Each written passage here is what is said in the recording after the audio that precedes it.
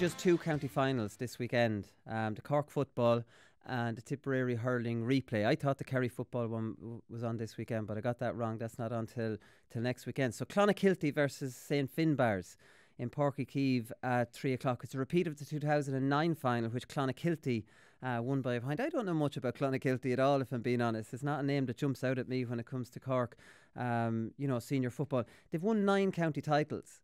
St Finbarrs, which is a very, very famous Cork football and hurling club, they've won 9 county titles. Like, I mean, you know, they're on level footing. Clonakilty beat them the last time they played in 2009.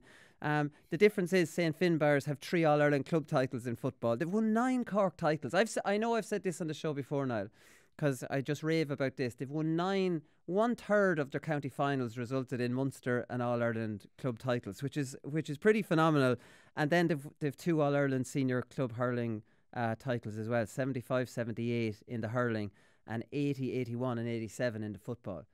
That's beyond belief. Yeah, it's some strike rate to have, isn't it? Like, in the tradition of that club, like, you always think of Jimmy Barry Murphy anytime you hear St Finbarrs. Yeah. And it just seemed like throughout the kind of 60s, 70s, 80s, they went on sort of a blaze of glory, like, and the winning the Cork and going on to win the All-Ireland. It's sort of iconic, isn't it, the Finbarrs club? That's exactly it. And they have Mike O'Neill. Well, Clonakilty have Mike O'Neill. He was manager of Clonakilty in 2009, Lee, when they won the county title. So they're like, what did we do well back then? Let's get him back. I think we've talked a bit about managers. I think it was the Ballier manager. They got him back.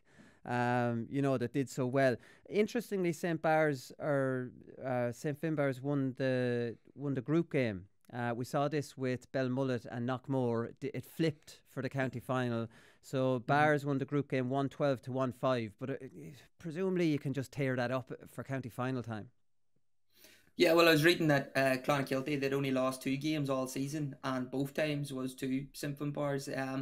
First time was in the league decider, and then the second time was the one you just mentioned in the group stage of the championship. Right. So, like, you know, they'll be hungry for revenge, but I mean, it is, yeah, like the other team too will have a bit of confidence going in, knowing full well that they can actually beat them. The other thing is that Clonakilty, you know, they'll be missing Liam O'Donovan.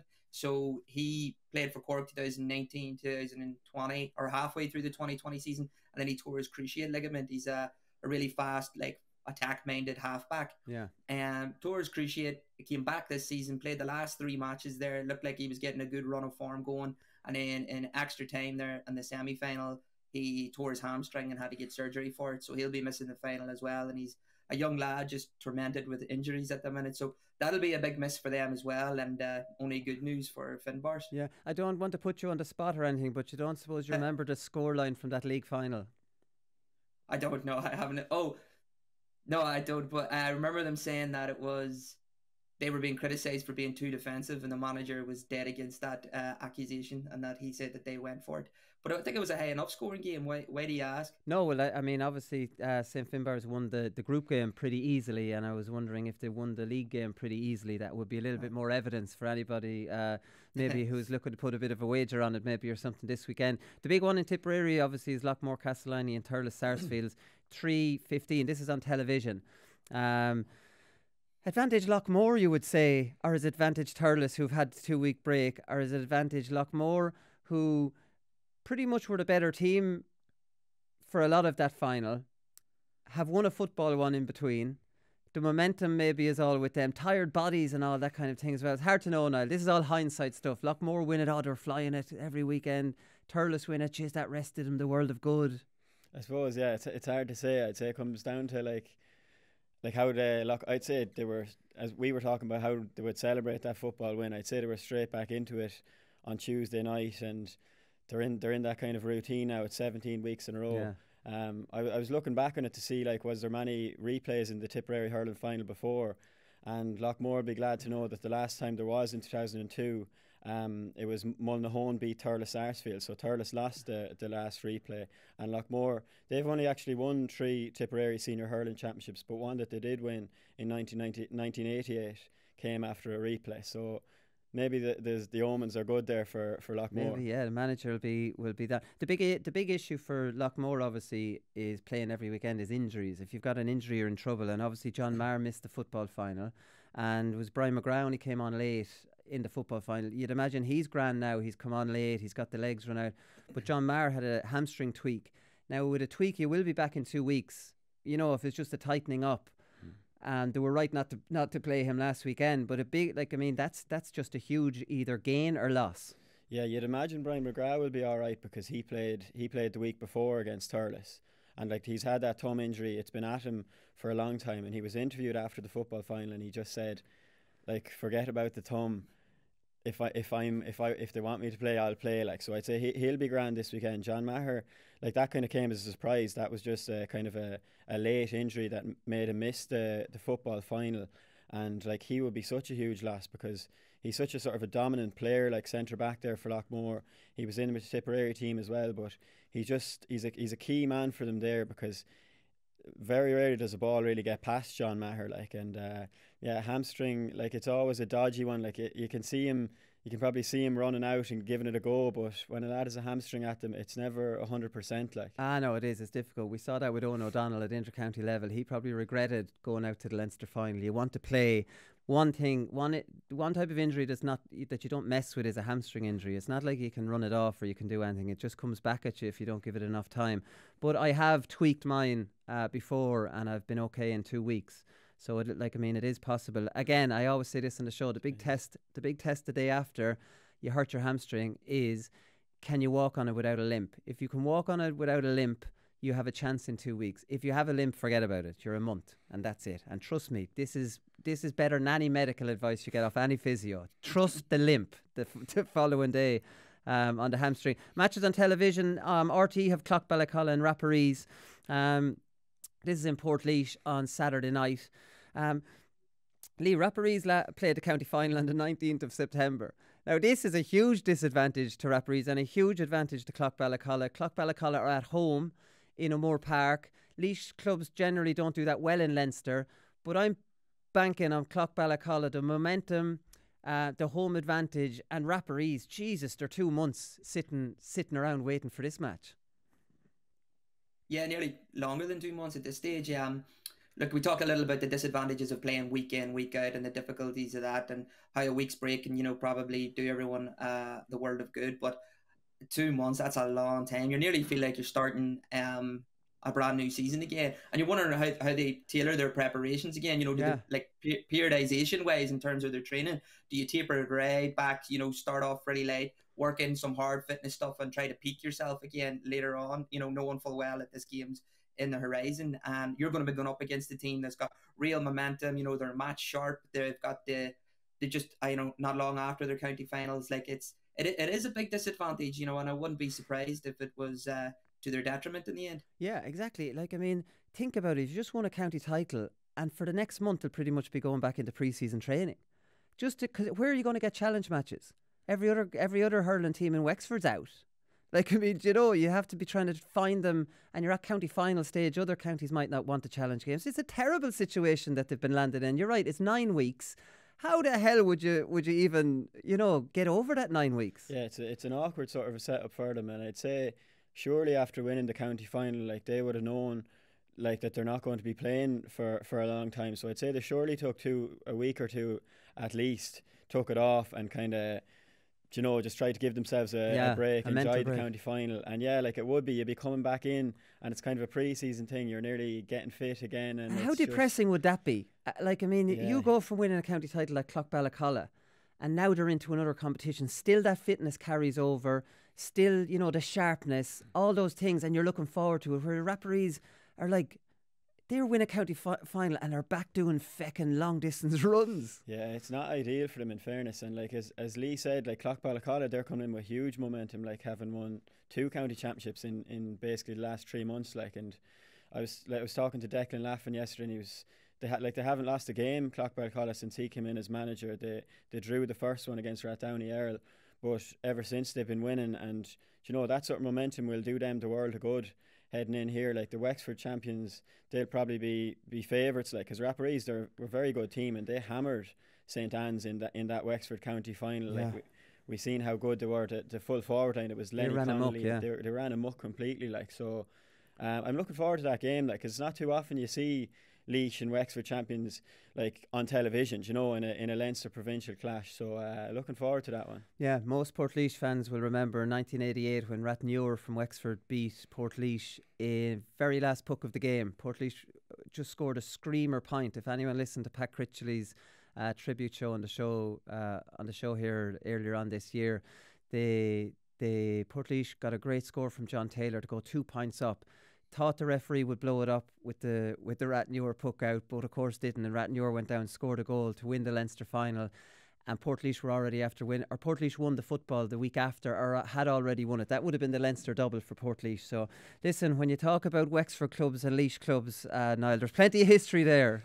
Was there many dual players back then, Wally, or would you? There was. You know? Portlaoise would have had 5, 6 at least, 7 maybe even dual players on that team. Yeah, so it was the 1980s were a golden period for Portlaoise in football and hurling. I think they won 6 football, 6 hurling county titles, would have won an All-Ireland club football, 3 Leinsters an All-Ireland club, and were beaten in that Leinster final in hurling. So, like, I mean, it was fantastic. It was a great time to be alive, and I don't remember any of it really, although I was at that Rathnure game. I do remember that goal going in.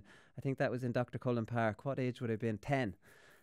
So those little memories are definitely there. Padraig Pearses versus Mount Bellew Moylock. This is off because of COVID. I don't want to say too much about this and start giving out. I don't know. Like, I mean, this it's like we don't know much about how many players have it, or you know who's sick. I don't know. My thoughts on this, Lee, and listen, everybody has different thoughts on this. Obviously, are if these games are getting called off, we've 93% vaccination take up. If these games now are still getting called off, are games going to get called off forever? We know COVID's going nowhere. You know, like, I mean, if some of the Padraig Pearses or Mount Bellew Moylock players are sick, they can't play the game. If their players are not sick, they play the game. That's the way it's always been in the history of illnesses and GEA.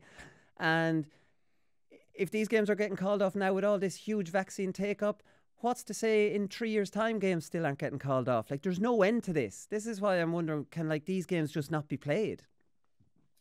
Yeah, I'm wondering too if my own county maybe is on to blame for this. Tyrone maybe set that precedent of extending fixtures and stuff because of COVID outbreaks. But in this case, I definitely think it harms Padraig Pearses more because they're in a bit of a similar situation. They played their final over 4 weeks ago, I think. So they've got that longer layoff. This will lead it up to 5 weeks. My Balliol Moylock, they played last week. You think they actually got a win over the Leitrim champions. So the momentum's with them, and then a 1 week break in between that will probably suit them better. I don't know the difference between like who has the COVID cases or which club. We don't know. It definitely suits Mount Bellew Moylock. I'm not making any accusations. That's all factually it suits them better, and that's all we'll say on the matter. Yeah, no, but that's it. Like, I mean, there's not much more that we can say about that. I just find it disappointing. We don't know who the outbreak is with. I just see no end to this if we can't just get on with it. You know, like, I mean, and even with the Tyrone situation, the vaccination program wasn't at the stage, you know, that it's at now, and we're not going to get any more to take it. That's it, 93. It's a phenomenal number. I don't know. Just for me, lads, we need to start moving on now at this stage. Like, I mean, and just play these games and stop calling them off and treat it like if you're sick, don't play. You're not healthy enough to play, and if you're not sick, work away. The other game is Ballyea versus Ballygunner. I think this one will probably be put on television because this is the earlier game. This at 1:30 or something. Yeah. So you'd imagine TG Cahir will head down to it's in Cusack Park. It's in Clare. Last time these played, it went extra time. It was in Walsh Park. I remember it. It was a late. Oh, it was a Philip Mattany goal late. It was a cracker of a game that day. I think the final score after extra time was 226 to 223. Like, so they went all the way, and I think Ballyea they were kind of on course for victory that day. And Philip Mattany, there was a ball came across the square, and there was loads of Ballygunner lads pushed up, and he volleyed on it in, like, and it was a brilliant goal and a brilliant way to save that game for them, like. But and Ballygunner were strong favourites, like they will be this weekend. They were strong favourites. That was going to be a big shock for sure. Yeah, like, and Ballyea, in fairness, like, when they're missing Tony Kelly this weekend, that's obviously going to take away from them a small bit. But like, it was a wet day the last day. I'll never forget that game down in Walsh Park. Like, it was such a brilliant game. But Niall Deasy scored 2-10 that day, and he scored 2-6 from play, like, so he gave them a lot of trouble the last day. I think it wasn't Tony Kelly's best game. I think he scored 3 points, like, so like Ballier, as we seen when they won the Clare Championship, they still have a bit of strength and depth beyond Tony Kelly. But like Ballygunner, they were so good in that Waterford final. They scored goals for fun, and Desi Hutchinson's on fire now. Like, you'd have to fancy them in fairness, but I wouldn't write off Ballier. Ballygunner, Ballyhale All-Ireland final, or maybe they meet before that. I'm not sure how the semi-finals work out. Conor Turbot has been talking about playing in the Ulster Club Championship. They obviously won their first county title in 58 years. And generally, I always remember Portlaoise won it in 1999. We hadn't won it since 91. A big famine in Portlaoise, after that 80s success. Where I remember us talking about winning the county title, and then it was Leinster Club, and wasn't a huge amount of focus on it, whereas when we won the second and third one, we really were honed in on this Leinster Club. It was a huge target of ours that we wanted to, do well and win it. So it's forgivable enough when a team that wins the first county title in 58 years, isn't altogether obsessed about the Ulster Club. They're kind of happy with what they've done. But Conor Turbot's talking about, I think this group of players are lucky in that we've played provincial championships coming through. We've played under 16 and under 21 Ulster tournaments, and that experience helps. So there's a know-how in terms of what it's like. And it just got me thinking, Lee, the Ulster clubs are very lucky. At underage level, there's under 16, under 18, under 20 Ulster club competitions. And I don't know, just as young players, immediately they get that kind of focus that county title isn't the end of the year.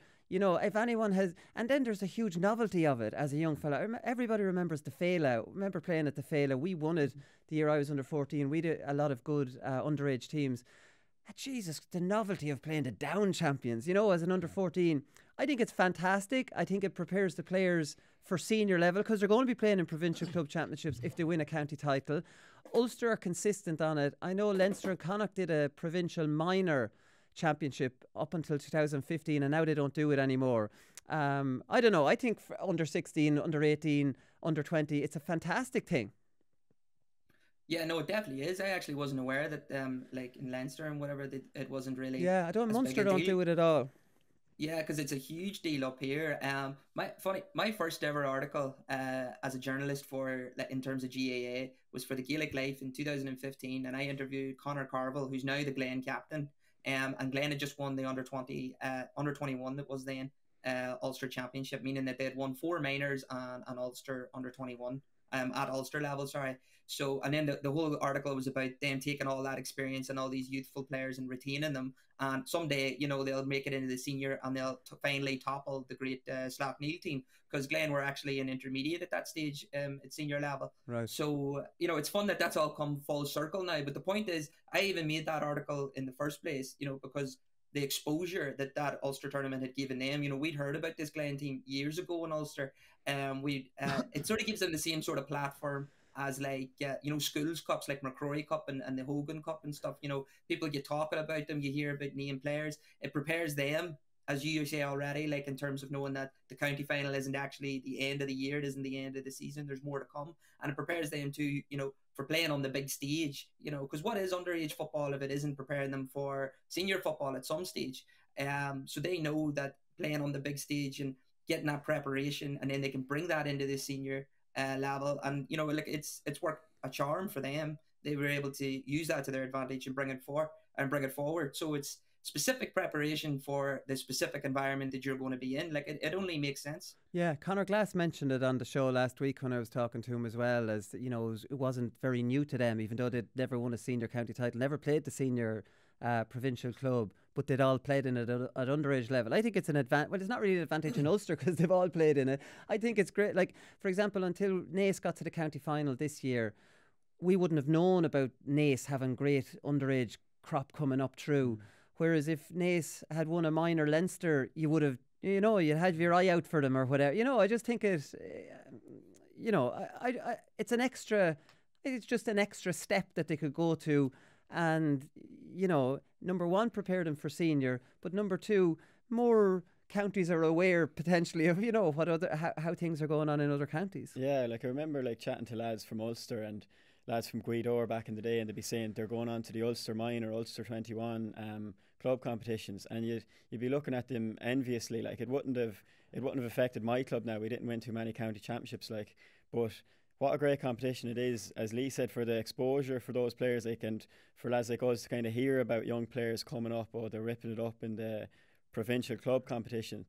And as well as that, it's just it's a bit of preparation as well, getting the experience of leaving your own county, playing a club from another county as well, like, and it's just it's a great competition, a great novelty as well to kind of, and I'd say everyone that, like all them Glen boys, I'd say they really enjoyed that, and it would kind of whet the appetite for them now as they're looking forward to Ulster. Yeah, exactly. Maybe it's something Leinster and Connacht might look back into, and I think Naas won the last one in 2015 in Leinster, and Munster definitely should start doing it.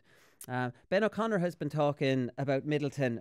I like the cut of Ben O'Connor's jib. He doesn't hold back. Have to say I've asked him on the show before. He read the text and never replied back to me, so I'm not going to hold that against him. It's not the first time that's ever happened. Generally it doesn't happen, but he says we're going, like, he's just being honest here. Like, I mean, you know, the kind of thing, oh, we won the county title, the rest of it is a bonus, and, you know, we'll give it our best shot. We're going to have a right cut off Kilmallock in 3 weeks' time. Now, this is the same fella who says, if there's 7 or 8 better hurlers than Conor Lee Ham, we don't know anything about hurling, right? That's what he said after the county final. And now he's saying, we're going to have a right cut off Kilmallock in 3 weeks' time, and we're going out to win that Munster, and we're not hiding that. Is that brilliant, isn't it? I think instead, like, some people might look at that, go, oh, geez, that's a bit cocky. If I was a player looking at Ben O'Connor saying that would give me fierce confidence, Niall, rather than the other way around. I think there's certain clubs and counties that have a rich history that bounce off that kind of confidence and want it. And that message is an important message for a club that might have, you know, like I say, aren't shrinking violets and have a good history that you should stand up and be proud of. Definitely, yeah. And like I'd say, that's exactly what Ben O'Connor is saying to the Middleton boys in the dressing room. And it's like it's so rare that you'd hear a manager, like most managers, they go like, oh, sure, it's going to be a tough challenge and stuff like this, and it's all kind of... Oh, we're not looking past Kilmallock now, because that's going to be a very, very difficult challenge. And, you know, Kilmallock, they've been there before, you know, they're a very good team. You know, we'll be up against it. Actually, they'd be going in as very strong favourites for this one, you know. You have it down to a T, but you could be a club manager. I've listened to it enough. I've listened to it enough times. Well, we're not looking... If you look too far ahead, that's when you get caught. I'd say, though, as you said, if you were a Middleton player and you heard Ben O'Connor saying that, like, you would be a little bit inspired. Like, you know, you'd be like, Ben O'Connor, he has this belief in us, and he believes that we're going to go on, and, you know, he's not afraid of Kilmallock, and we're not going to be afraid of Kilmallock, and we're going to talk about it that way too. Like, and it's definitely... I remember Ben O'Connor had an interview last year, and he was saying that hurling has gone a bit like soccer, and he was saying that he was giving out about parents saying about poor Johnny getting a belt on the field and all this. Like, I love it. He's he doesn't hold back in those interviews, no. And he's if he does reply to your text, I'll be looking forward to that interview. Well, I'm going to make an appeal to anyone from Cork. If you know Ben O'Connor, tell him to reply back. Maybe he was busy, you know, maybe he just forgot, you know, but maybe just remind him, because we want to talk to him. Colm Boyle retired. A few retirements, Lee, this weekend. A few interesting bits. Enda Varley was interviewed in The Independent about Colm Boyle. And I thought there was a few bits in it that was interesting. He played the 2006 All-Ireland final, and Fintan Gould destroyed him. No shame there, because Fintan Gould was a monster of an underage player. Remember, he played midfield. He probably playing wing forward, and Colm Boyle. Colm Boyle was taken off at half time. And then he didn't get called into the senior panel until 2012. I think he got called in and didn't shake up the world of light. He was a forward when he was younger. That's another... Number one, I didn't know that he was taken off at half-time in that 2006 final. Number two, I didn't know he was a forward when he was younger. And number three, which I was really shocked by, he was a skinny little fellow when he was younger. I thought this man is just he kind of looks like a farming brute of a build. This was all gym work. I thought that was he was just a natural, stocky sort of fella. Yeah, it's the real perfect sort of underdog story, you know, of the fella that never gave up and he had to really fight for it, because recognition. I think it was like a 4-year hiatus before he got called back into the Mayo team. Yeah. And as you say, you know, he'd really obviously spent that time working really hard on himself, on his football and play, obviously, first of all, and then on his physique, getting really strong and much bigger to cope with the inter-county stage. And some players are late developers like that, so you can put it down to that too. But I mean, I'd say the very obvious attribute of Colm is that, you know, his work rate and even his bravery. Everyone talks about what a brave player he is, and that was just testament to even a couple of weeks ago when he was brave enough to ask Roy Keane for a selfie, and it went viral on Twitter, and everyone was writing under it saying that it's the hardest man in Ireland, and he's there with Roy Keane. Jeez, how did I miss that? When did this happen? That was a couple of weeks. I think it was the Manchester Derby. So of all days to do it too. And then that same day, Roy Keane, maybe the same day or the next week, Roy Keane, a video of him went, if I'm going mental at fans for asking him for selfies. Oh yeah, I saw that. He obviously knew better to go mental at Colm Boyle. He's not to be messed with. Well, that's the thing. He liked to break lads up. This is why he's a fan's favourite. He loved a diving block. You know, he was a throwback and he was a hardy bit of stuff. And when you think that when he was brought in, it was John O'Mahony gave him his chance as a corner back. Probably not a natural corner back anyways. He's more of a half back. He was dropped and he didn't get back in for 4 years. And then he ends up with 4 All-Stars. Some turnaround, isn't it? Oh, it's brilliant. Like, and I used to love watching Colm Boyle play because it was just like, even hurling men would have liked him. He'd put his head in where you wouldn't put your foot. That's a good one. He was so kind of like 100% every time. And when he went for a ball, like, you knew all about it, like, because he went in hard, and he was just like Keith Higgins, really, wasn't he? Like, he just kind of, he drove through everything, and he'd never take a step back, like. And yeah, as you said, I kind of thought he's so stocky, like, and it kind of looks like a lad that it's naturally kind of a stocky thing, but he put a lot of work into his game, and like, I'd say that setback when he was younger, that drove him on, and like, you could see it on the field. He kind of played like he had a point to prove the whole time, and like, when you think of Mayo, like, and Mayo's best players, like, Colm Boyle is the man that comes to mind, like, so, just such a tigerish defender, like. Yeah, no, it definitely is. Enda Varley, if you don't believe me, Enda Varley said he wouldn't be naturally built. He just put in the time in terms of the gym and building himself up. Again, just to transform his body from being skinny into what he looks like now. Like, I mean, again, that's deserves a huge amount of credit. So yeah, most football people and hurling people would love Colm Boyle. Paul Broderick, Carlo, corner forward, obviously an All-Star nomination in 2018. Fantastic corner forward. You know, all left foot on the freeze. Laois played them a good few times recently, and he'd definitely be the one that you want to worry about. He had a brilliant performance against Kildare when they shocked them over in Tullamore. I think he scored 11 points that day, so he was fantastic. He's actually an interesting one. He's no spleen since he was 18, and he has a heart condition since birth.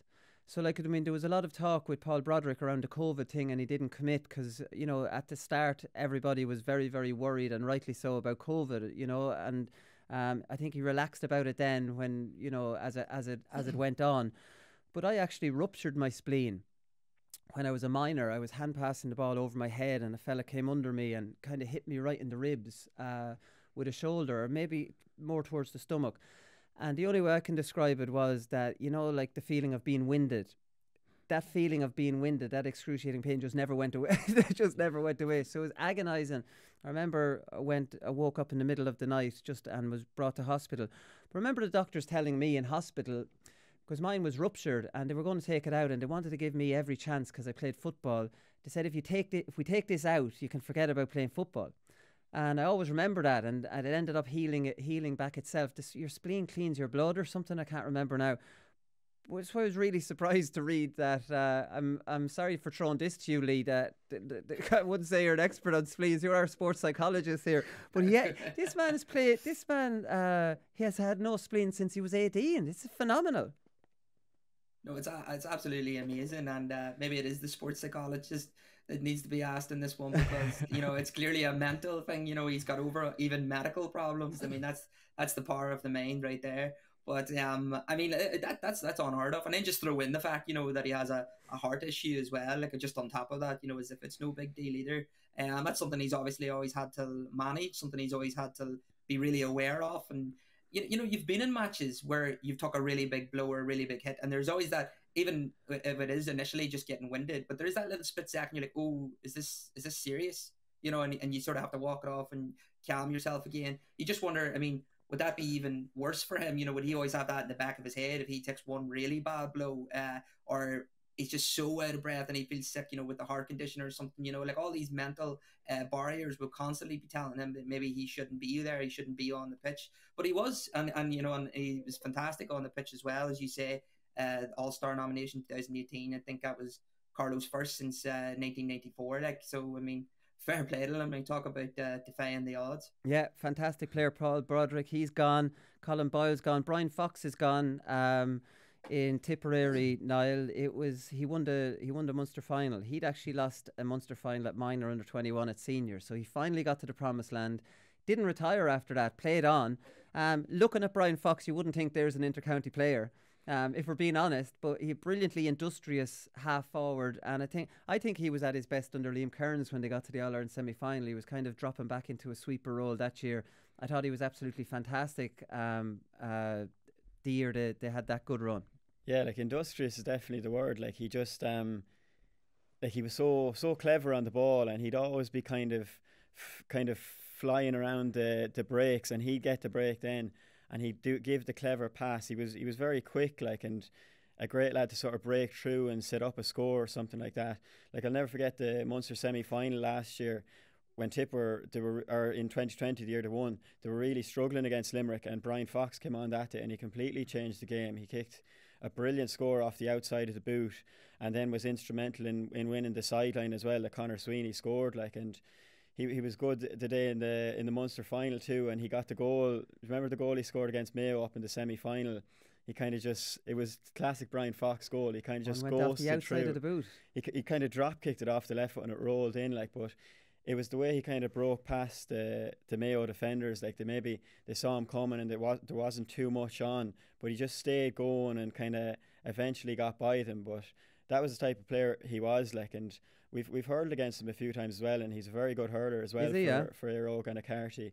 And his cousin Tom Fox was on the Tipperary panel as well, like. But anything to the great Pat Fox? They'd be related to Pat Fox. They're all from the same club, Eire Og and Carty. I think he's a nephew now. I'm not 100% on that, but yeah, he was a very clever player and a lad. As a Tipperary supporter, he was a lad that you always wanted to see on the ball, like, because he'd do the right thing with it, like. So yeah, no, fantastic. Yeah, three great players, all gone now after three brilliant careers. James McCartan is back down. Finally have a manager. Lee, what a manager they're after getting. Talking about sitting around thinking they're not getting anyone, and now they have the great James McCartan. The two of you are too young to really appreciate James McCartan as much as I do. I love James McCartan because when I was a young 13-year-old falling in love with Gaelic football, James McCartan was only either 18 or 19, winning an All-Ireland in 91, and this lad was magic.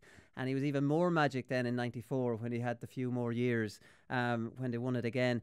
He managed them 2010, got them to an All-Ireland final, beat that very good Kerry team in the quarter-final, lost to Cork, I think only by a point in the final. They got to a league semi-final back then, got to an Ulster final then in 2014, I think, before he left. Absolutely fantastic pedigree, respecting Down, has done it before. And like, how humble is he? He's been with the Down minors since, Lee, and now he's back with the seniors. Like, it's just selfless, putting his shoulder to the wheel for the Down cause. Yeah, absolutely. And I think one of the biggest attributes that he'll have is that people will actually want to play for him. You know, who in Down doesn't want to play for James McCartan? Like, he's got so much respect for what he did as a player, and then what he did again as a manager. He's sort of going to reignite that hope, you would think. And then, you know, with the obvious thing is that will the Kilcoo players play under him, and hopefully he would have some sort of well, if I was him, that'd be one of the first things, you know, you'd be looking at, you know, trying to get these boys back on board, the Johnston brothers and whatever else. He's also got O'Rourke in as his Aidan O'Rourke, coach, as his assistant coach, you know. So he hasn't announced any of his coaching staff, and I was sort of thinking, like we were talking about how Conor Laverty was maybe close to getting the job, and he's currently the Down under 20 manager, but because he's still playing for Kilcoo and they're in Ulster and stuff, he obviously doesn't want to commit that much still yet. But maybe a job, and this is just me speculating, but maybe a job with him in the coaching staff to try and open up that bridge to the Kilcoo team. And they're obviously sort of catering for him to be a Down manager one day, you know, so it'd be getting him experience in that sense. Yeah. And then you can get everyone on board, and then under the great James McCartan, that you know, they could really go for a rally, because Down have been in they've been in football and wilderness, you know, since he left. I think they reached an Ulster final in 2017, but they were completely dismantled by Tyrone. And in terms of county, I'd love to know the numbers, but the turnover rate of players who show up one year and then not the next, it's just absolutely huge. It's ridiculous. Sure, Benny Coulter was talking about that. He was obviously talking up James McCartan. He said he's a shrewd operator. He can read a game. He's brilliant tactically, knows how to set teams up, and knows how to get on with the lads. So it's a brilliant choice, Benny said. But he did go on talk about the players. He was in with Paddy Talley, I think 2019. And he said, when I was in with Down, our four main forwards in the championship against Armagh was Conor Harrison, Pat Haveron, Donal O'Hare and Jerome Johnson, and none of them played last year, and you can throw Ryan Johnson in there as well. So there is that huge turnover that only a legend like James McCartan could probably get. Who in Down would not want to play for him? And if you don't want to play for James McCartan, who's a legendary player and who's got down to an All-Ireland final out of nowhere in 2010 as well, what are you made of? That's the way I would be looking at them. What are you made of? And I do accept the Conor Laverty point. I think that's important. I think this management's better than Laverty and Marty Clark anyways. Much more experience. Aidan O'Rourke is a shrewd enough operator, has senior intercounty experience too. If they can't get Laverty, they should just get in the kit man for Kilcoo or the tea lady. They need to get someone from Kilcoo that everybody loves in Kilcoo. I don't care if you know nothing about football. Come on in. We'll cover the football side. You get every one of them in here. Get a farmer from Kilcoo in. Or a sheep farmer. Sheep farmers. They're all sheep farmers there. You get them to drag the boys in. But even I even know about James McCartan. And I'm not the biggest football man, but I've seen I remember watching the highlights of a game they played against Derry, and one of the points he scored, it was up online there yesterday as well, and he just ran through for about 50 yards, took about 5 hits and straight over the bar, and he was iconic really as a player, wasn't he? That kind of tenacity and skill at the same time, and a low centre of gravity, and just he was kind of a little pit bull on the field, wasn't he? Listen, the only word I can use to describe him, he was magic. That's what he was. He was absolute magic. He was dynamite. There's 2 words, magic and dynamite. Talking about being addicted to the game here, right? So, James McCartan is back in, and let's be honest, he'd be doing that as a volunteer in his own county. Went back to the minors volunteering and now back in again. Joe Quaid, who obviously managed Kildare at Christy Ring, then managed Westmeath at the Joe McDonagh Cup. He's gone to manage the Kildare Intermediate Camogie. These lads are addicted to it. You know what I mean? I can't imagine. We all know managers get some payments and everything, and I can't imagine the Kildare Intermediates are going to pay that much. These lads are just addicted to getting involved with teams. He was involved with the Limerick Camogie team before as well. And then not only that, we see Davy Fitzgerald has gone in with the Cork Camogie team as a coach, not even as the manager. Again, addicted to it. Could there be that much money involved in that team? Well, the Davy Fitzgerald one is not confirmed yet. It's just, I think it's just speculation. Or the Echo Live is reporting it. Yeah. So, no, it is. It's just these lads are just complete fanatics, aren't they? And they just... I'd say it reminds you a bit of Ken Hogan getting involved with the junior Bs in Laura. It's just a lad who, that's just what they do, and they can't, when they have a bit of spare time, it's what they want to be doing, and Joe Quaid going in with the Kildare Intermediates, Dave Fitzgerald potentially going in with the Cork Camogie team. There'll be some star-studded names in the Camogie management teams next year. Definitely. You've done a little bit of coaching, Lee, haven't you? You're over the ladies' team in the club. Is coaching addictive? I think I did one session. I did enjoy it. I did it with Mount Mellick. They asked me. It was funny. They had gotten Tomás O'Shea down for a coaching session with Mount Mellick, and Tomás had to let them down at the very last minute, so they got me in as a replacement. Imagine the Mount Mellick lads' heads just going off for as I showed up instead of Tomás O'Shea. But anyways, I did a session with them. I did a session with their forwards, and I did really enjoy it. It must be addictive. Yeah, to be honest, I absolutely love it. It's really, really enjoyable, and it has me out. Or it had me out 6 nights a week, because you're training twice playing for the men's team, and then you've got a match, then you're training the ladies twice, and then they've got a match. So it is 6 nights a week. But I found each one sort of a break from the other, and something like what we talked about with the dual players. So one day I'm coaching, one day I'm playing. There's a little bit of arrogance in any coach, in the sense that, how many times have we been coached, or you've been in a training session, or you've been managed by someone, or they pick a team, and you're like, what are they doing picking that team? What are you doing this drill? you know, and then finally you're in a position where you pick the drill, you pick the team. You know? I'd love that control, like, yeah. Yeah, exactly. You have to be a little bit of a control freak to enjoy that element of it too. And then there's no better feeling than winning as well. Like the ladies hadn't won a game all last season, and we were third in the league this season. We won the C Junior Championship this year. Only lost to 2 teams the entire season as well. Like, you know, so it was really, really brilliant watching them like develop and learn. And as the season went on, we just got better and better, and the buy-in was brilliant as well. Our biggest issue was that the matches were on a Saturday night and trying to get them out on Saturday nights. But other than that, I can see why it's addictive. Like, yeah. I mean, I'm going to do it next year as well. Getting a group of players to buy into your ideas, getting them really fit, getting them playing the way you want them to play, seeing them express themselves, seeing them put their heart and souls into it, and then seeing them winning. I imagine that's like a drug. Seriously, like, I mean, I'm not kind of trying to think. It must be an incredible feeling that I know it's not all about the manager, but you got these team together. You've let them express themselves, given them what they need, and they've ended up winning. I'd imagine that's like a drug.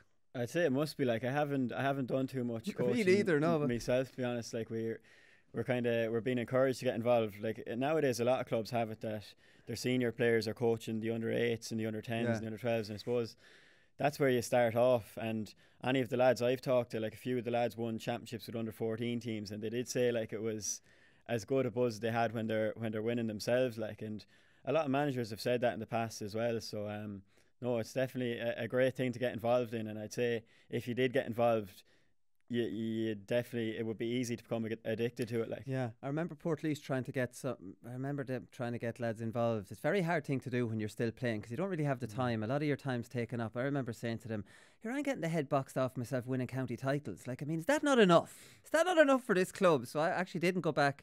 I was living in Dublin. I didn't train any of the underage teams in Portlaoise. I'll do that kind of thing maybe when Mannix and Arya are old enough. That kind of selfish volunteering, you know, that kind of way where you're actually spending time with the children. So we know what next season's going to look like, Lee. The Examiner said that they've seen it. I don't think it's official yet, but they've definitely, John Fogarty has definitely seen it. So the league is starting the end of January for the football, first week in February for the hurling. The provincial championships are starting April 16th and 17th. The football provincial final is May the 28th, 29th, and the hurling provincial finals are the 4th and 5th of June. And most of us know at this stage that the All-Ireland final in hurling is the 17th of July and football is the 24th of July. So it's over with a week still to go. So I'd imagine with that week taken into consideration, every county in Ireland should be starting club championships on the 1st of August. Won't that be fantastic? Yeah, that would be absolutely amazing, to be honest. I mean, our championship got at the end of August, start of September. We got to the semi-finals, so it took us right into the November, but or October, end of October even. But like, it's a long season, and then playing it in the cold and in the dark as well. You know, championships for summer, and that's for the county and that's for the club as well. So if we were able to start in August, I just think that'd be fantastic. Like, it would be really, really enjoyable. I think they've cut it down from, you know, typically it would have been a 36-week season, and now it's cut all the way down to 25. Yeah. So that's a fair chunk off it. You know, they've done a good job in condensing it. And I don't want to bring up Proposal B or start any rows in that sense, but in the same week that this plan has all came out and what the future holds, 3 players have announced their retirement, and you just sort of wonder, you know, if a different proposal and that's it condensed as well. Like, you know, we've got a big thing already plus with that, but you're wondering if something like Proposal B had come in, would players have hung on, and the countless other sort of inter-county players like the Kilcoo boys and whatever else, you know, if they'd be far more interested in joining the county setup. Yeah, it's hard to know. Like, if we're being honest, like, I mean, and I was all for Proposal B. What we have here now, starting at the start of February, running right through to July, no more that April for clubs thing thrown right in the middle. A fairly intense league championship, games most weekends. It's a hell of a lot better than what we had in previous years, where it's dragged out till September and it's dragging on too long. Like, I mean, I don't have a huge problem. This year, obviously, there is a little bit of messing going on. So say the weekend, February the 12th, 13th, you have the All-Ireland Club Finals. You have a full round of National Hurling League, and you have the Sigerson Cup semi-finals. And that's the messing that we don't like. Now, has to be said that at the end of this year, the club championship will go right until All-Ireland semi-final stage before Christmas. And then the finals will be played the following February. So I'm sure they'll be able to find a weekend in February where there is no hurling and football, National League, and give the All-Ireland club finals. I hate the All-Ireland club finals on when there's National League, National League on. It runs down the prestige of those competitions, and the poor Sigerson Cup semi-finals will be a complete afterthought as well. So obviously because this year, with the follow over from the club last year can't be finished. Obviously, this year the semi-finals have to be played, so there is that little bit of messing. But the year after, it should be a little bit less hectic at that time of the year. Like we said, that these pre-season competitions are being played this year.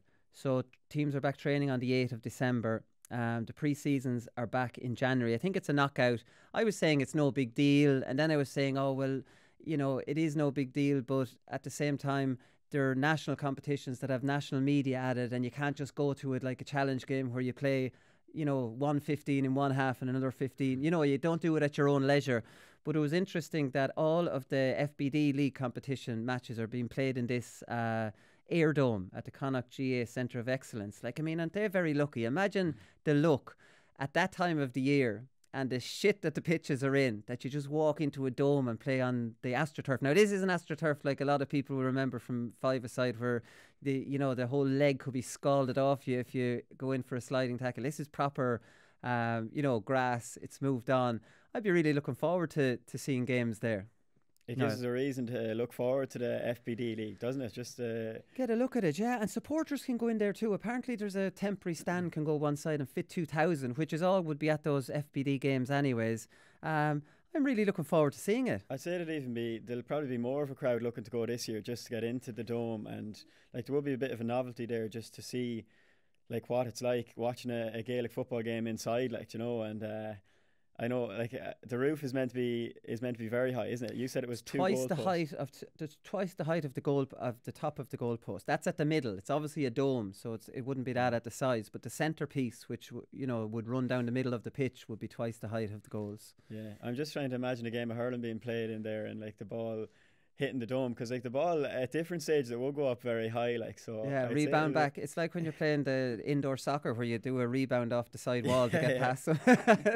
You could rebound it off the roof. There'd be no hurling there. You couldn't play hurling unless they'd have to make it double the side. I don't think Mayo people would be too, although it's in Ballyhaunis, which is a proud hurling place, but it's the Mayo Centre of Excellence. It's nothing to do with Ballyhaunis, but it'd be interesting to keep your eye out. I think it's Leitrim against Sligo is the first game there on Tuesday, January the 4th in the Dome. It's Andy Moran's first game with Leitrim, so I'm sure there'll be a bit of national attention on that one. See, that's the thing. There'll be loads of national media up watching Andy Moran's first game with Leitrim. Say Leitrim get hammered against Sligo. Oh, even though it's just the pre-season, it's national exposure. Where if Andy Moran organises a challenge game against Sligo and they get hammered by Sligo, nobody's any the wiser. Andy Moran will put it down to the players. Look, listen, we're trying everybody out. It's no big deal to the league. It's the January competitions are that extra little bit of competition that I don't think is needed in January when you're in that pre-season kind of mode.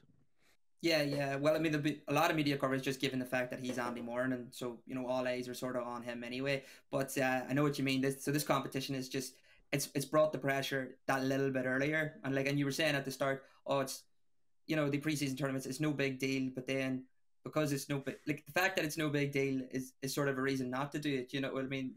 Any team that's won it, and any of the experiences I've had from watching it, they've never really went on to do anything hugely spectacular. It doesn't really tell you anything about the season ahead.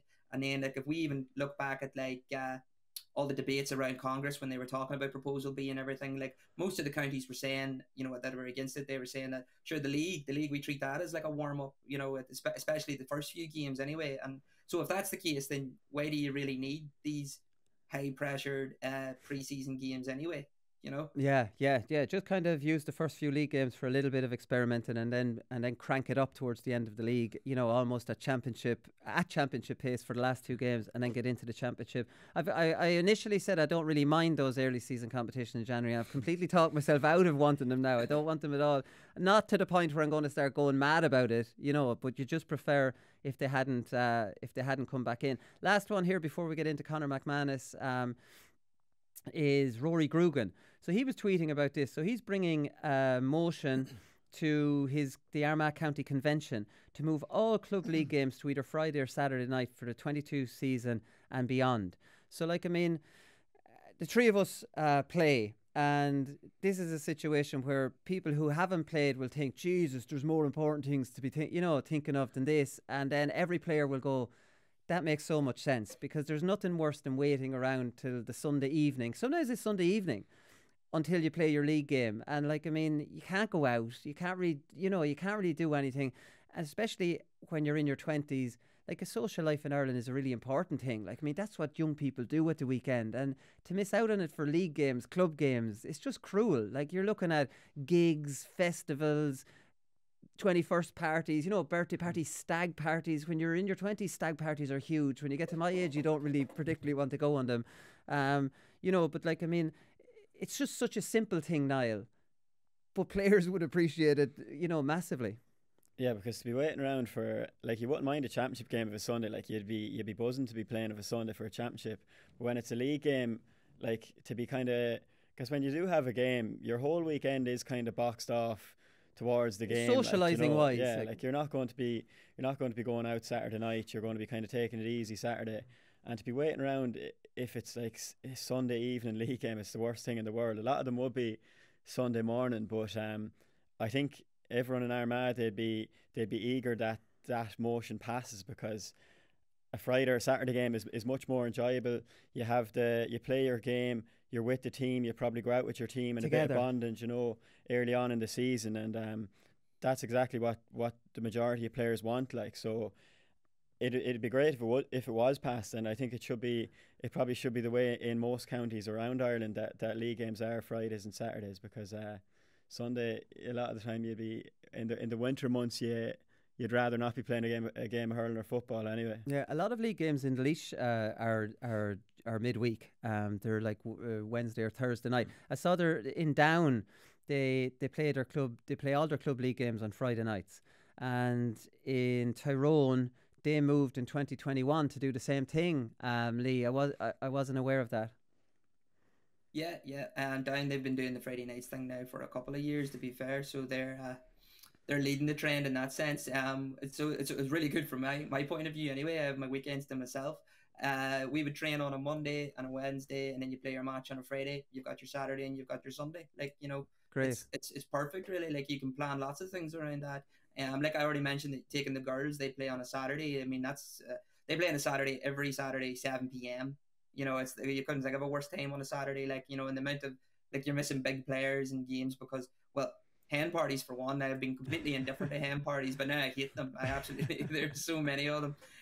But weddings are on a Saturday, like you said, birthday parties are on a Saturday night. And they have to plan everything around that, and quite often they don't even have a changing room to get changed afterwards and try to rush to the event late. So it definitely helps having the Friday nights. It's a big change. Tyrone, they pushed that through, and I think that sort of Armagh are looking at them as an example. Ashley McConville came out he's a Sunday Life column, and he did a big spiel about how things just need to change now, and the traditionalists need to get over it, and that really football is it's for young people primarily, and if they're playing it, and a Friday or Saturday afternoon would suit them so much better. Yeah, no, it definitely would. And there's one, Rory Grugan was saying that Saturday night is their preference, actually, would you believe, Lee? Because he's saying that he wants to avoid managers who would train every Sunday morning if you have a league game Friday night. And that probably would happen. There's a solution here to that. Just don't go on the Sunday morning is number one. That would be my reaction to it. But then again, I was a top level player who was always going to be picked. Every player can't take my stand. I'm only messing it. But the only thing is, they would, because obviously managers get paid by sessions. Obviously, outside managers get paid. Generally, managers from their own club wouldn't be getting paid.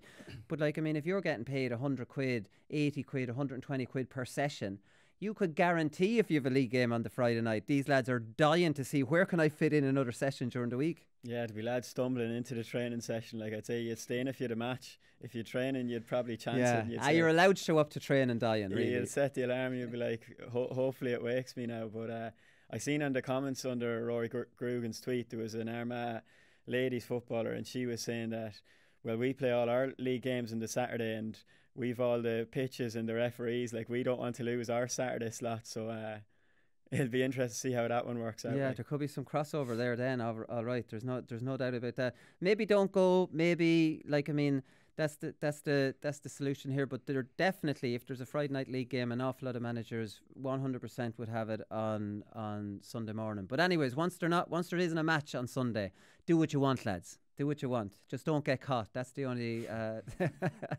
that's the only advice I give. Right, I'm talking nonsense here, lads. We'll come back with Conor McManus.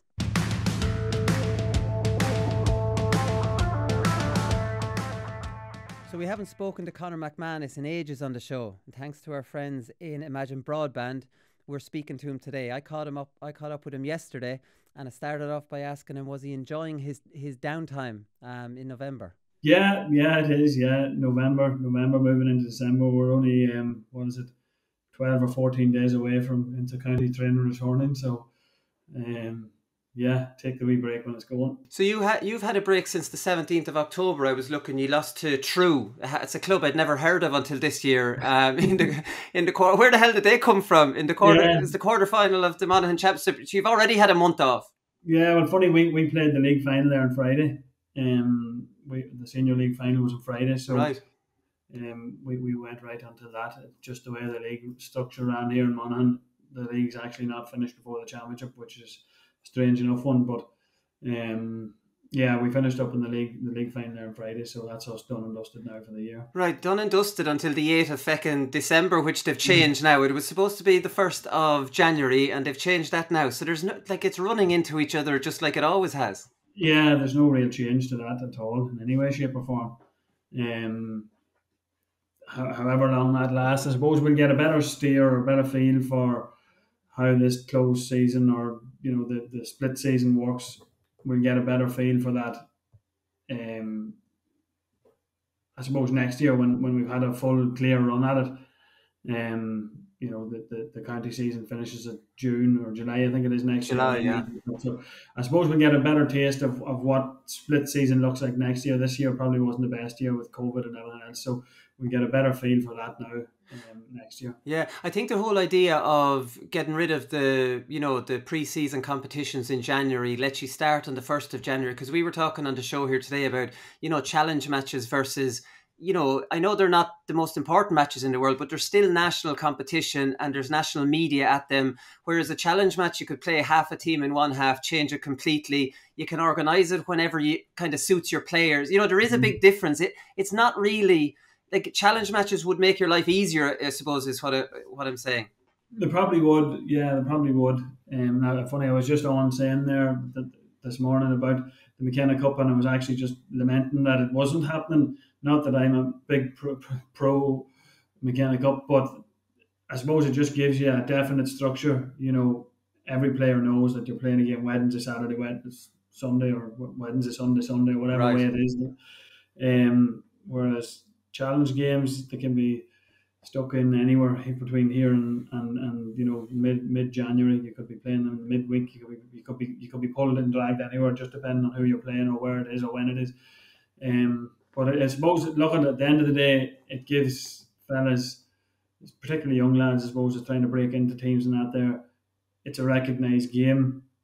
There's not going to be massive pressure on it. It's a wee bit more than a challenge game, so it might just give them that wee bit more. Anybody that's looking to get game time or get their fitness back or whatever the case is. It's them I feel sorry for, the poor chaps getting their chance, because their Christmas is ruined. You'll be all right. You can have you can enjoy. You're established at this stage, but they actually have to pretty much be very dedicated over Christmas, because this is their one shot. This is it, yeah. And I remember being back there myself, you know what I mean. So it is, you can't just go off the rails completely over Christmas, So not that most county players are doing that now. They're keeping themselves in good shape and all the rest, anyway. But it's they're back. I suppose what you were saying there was the idea of them not being there was that the league would start earlier. The league started at the same time it always started, in the last week in January. So far, no major changes. It's obviously going to be, we'll see the changes at the end of the league, and how quickly the championship starts. Then I suppose that's ultimately where we'll find the real difference. Yeah, the April for clubs will be gone, and we'll just get straight into the championship. Is probably what the biggest change we'll notice from the last few years. Yeah, well, I think that April for clubs was a mess anyway. Yeah. You know what I mean? Like, you sticking in 5 or 6 games in the month of April, and then you had county players being expected to play all them games. You had club players who were playing them 4 or 5 games, and then they weren't playing a game for God knows how long thereafter. So that certainly wasn't the answer anyway. No, it definitely didn't make sense. So how are you managing the hips? Your hips are in bad shape from all accounts. You're 34 now, just gone 34. So no, not yet. Are you not? Not yet. I'm hanging on. I thought Wikipedia is wrong. Then it said 7th of November. No. Next week, next Tuesday, is it? What right. Is this? 30th. Wikipedia is wrong. Right. Don't believe all you read in Wikipedia. So how are the hips? How are you managing them? I presume this time of the year is grand and easy on them, whereas, like, say, the Armagh game and the championship, like I say, that was just cruel. Yeah. Well, funny, it's actually in a weird sort of way.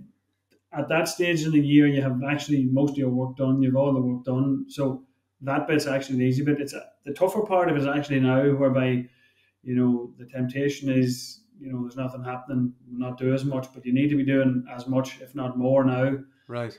It's actually, the less you do on the hip, sometimes the worse it gets, whereas now I'm not saying the more you do, because you have to manage your load more and pick your fights and pick your battles, I suppose, a wee bit more than you did in the past. But if you totally ignore them and just down tools altogether, that's probably when you're going to be at your sorest with them, so it's just a matter of keeping things ticking over with them, keeping the rehab going.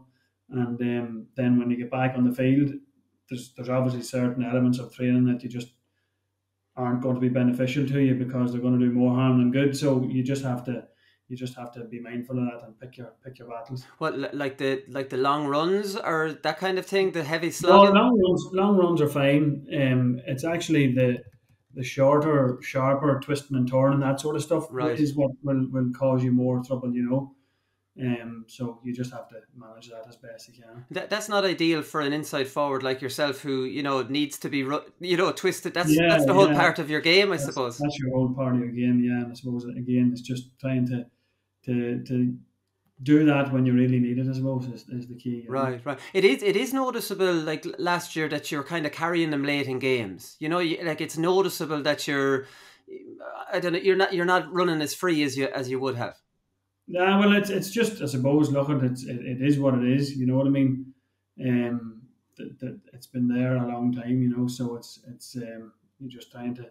Funny, I don't notice it really in games. Maybe it's just I'm not playing that well. I don't know. You don't really notice it. During games you don't notice it. It's the before and after more so that you find the issues with it. Is it like you're floating out the field a little bit more than usual? Would that be tied into that, or is that just to free you up a little bit more? No, it's not tied into that at all. No, it's not tied into that at all. I think it was just about different men and different options and just getting involved in the play a wee bit more maybe, but no, it's nothing to do with hips or anything else like that. Have you noticed the game? Obviously, that Armagh game, that was the game of the championship. Like, I mean, what a bloody game! Like, it just, it was an incredible game to watch. Have you noticed? Obviously, a lot of your career on the inside line has spanned a very defensive, double sweeper watching you at all times kind of stuff. Have you noticed a bit more freedom now, and a little bit? There is definitely more direct ball going in. Yeah, like that game was a crazy game. Definitely, I don't think you could analyse Gaelic football on that one game anyway and say that it has changed. Yeah, Jim McGuinness wasn't happy about it now.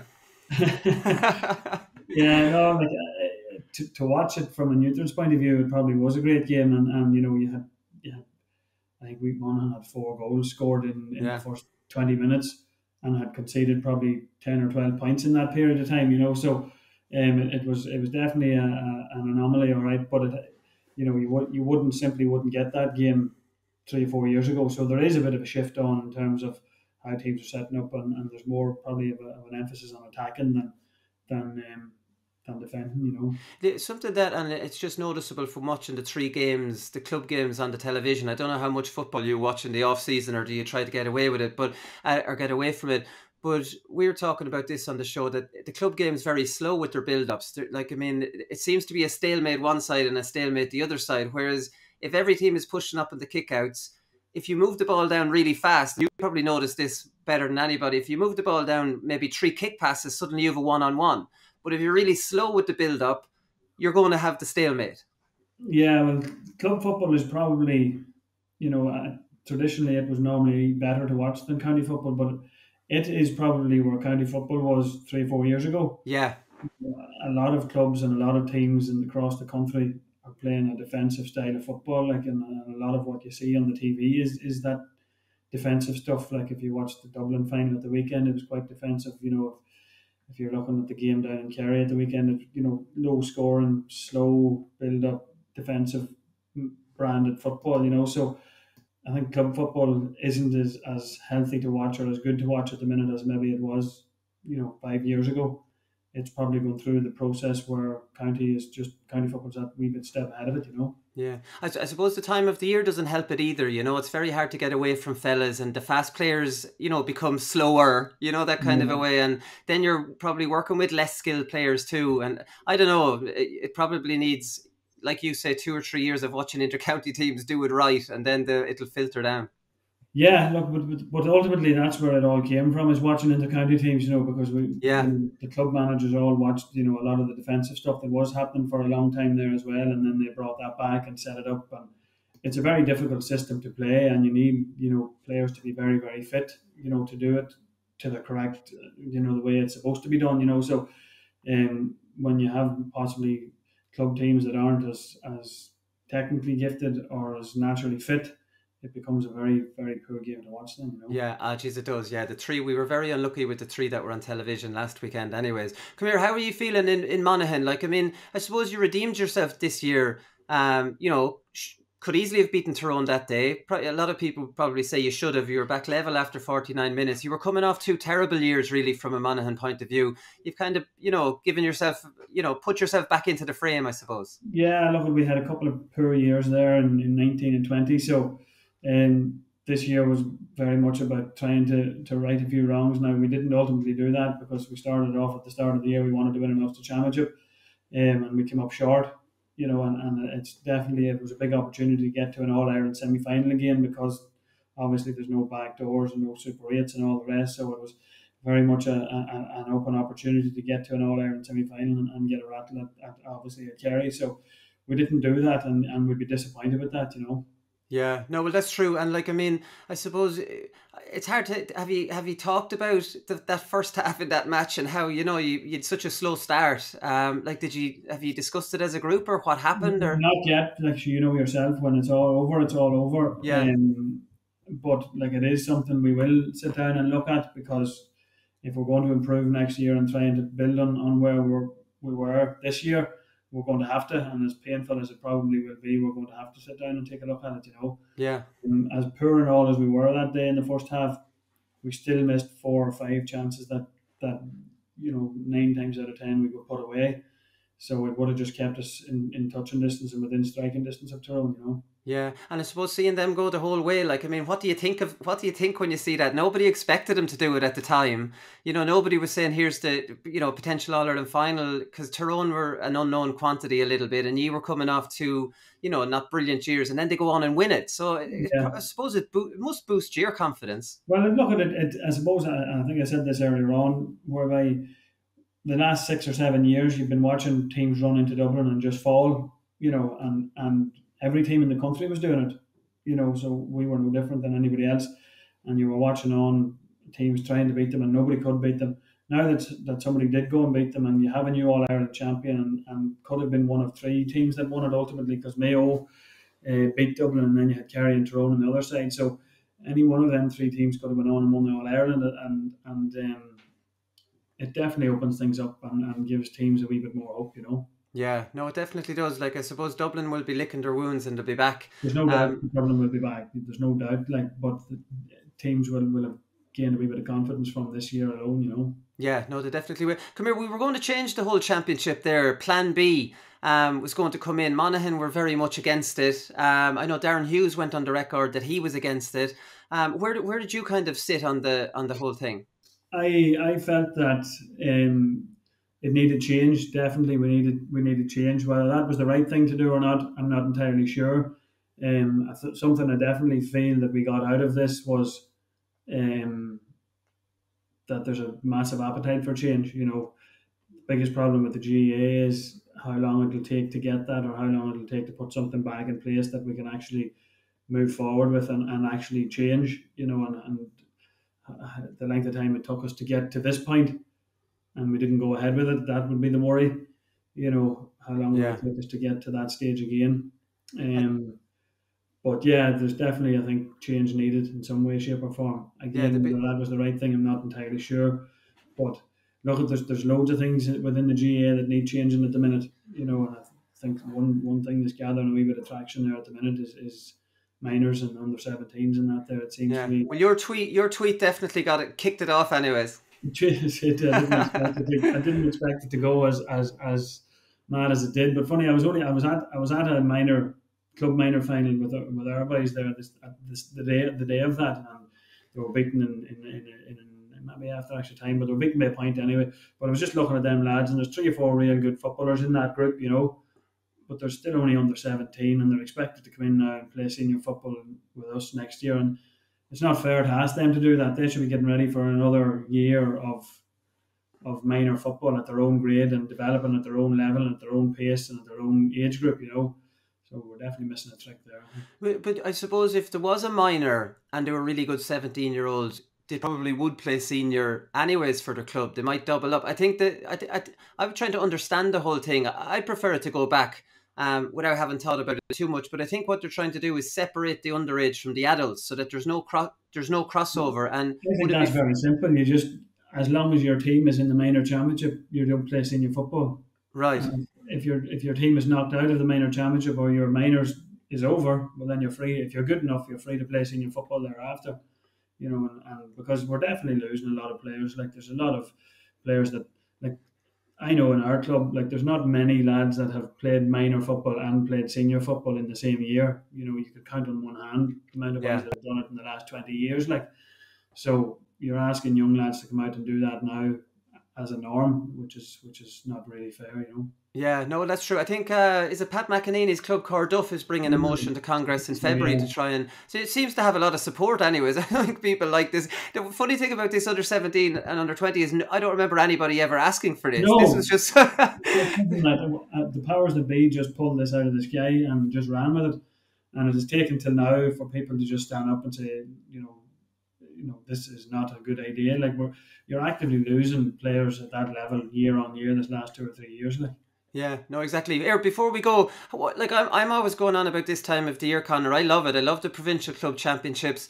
I love seeing who the county champions are in each county and, you know, pitting them against each other. Like, I don't know, we're talking about would you like to see a Sunday game and make more out of these competitions? You know, maybe not the county finals because they're more localised, but when it gets into the provincial, where it's still Monaghan versus Derry, or, you know, that's what it is this weekend, you can bring that kind of inter-county rivalry into it. Oh, definitely. Like I think the Ulster Club Championship, and you'd probably say the same about the Leinster Club Championship because you've been involved in it in the past. Yeah. One of the best competitions there is. You know, like you're taking your county championship and you're going to Celtic Park, or you're going to Newry, or you're going to Armagh with it, or wherever it is, and you're basically going to win an Armagh championship if you're going down to play the Armagh champions, or you're going to play the Tyrone champions. You're going basically to win a Tyrone championship. That's essentially what you're going to do, and is beating the champions of that county. So it and then you're bringing your whole community with you on that journey. So it's definitely something I think we could make it more of. Yeah, no, we'll agree on that one. Come here, listen, I've taken up enough of your time. Thanks very much for talking to us. Good man, no bother, Wally. Yeah, great stuff from Conor there. Right, that's all we've time for today. We'll be back on Monday. We'll review all the matches on television and anything interesting from the provincial championships as well. So we'll talk to you all then. Good luck.